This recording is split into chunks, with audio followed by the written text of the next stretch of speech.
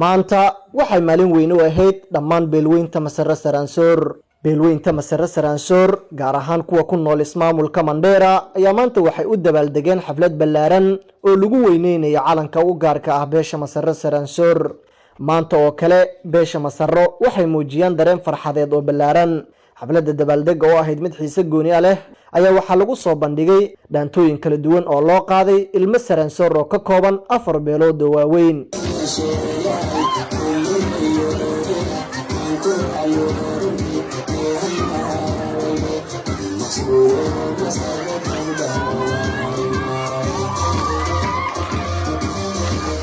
gabdhaha u dhashay beesha Masarra Saransoor ayaa muujiyay dareen farxadeed kaasoo ku qotomay dabaaldega maanta.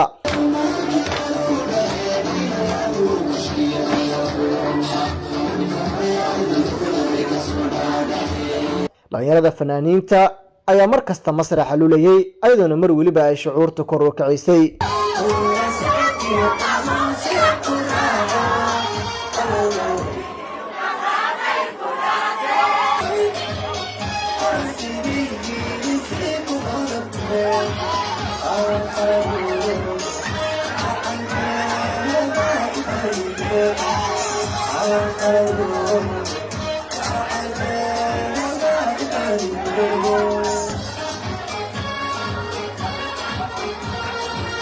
gabayo iyo geeraaro ayaa marba masraxa qabsanayay sidan ayayna ahayd.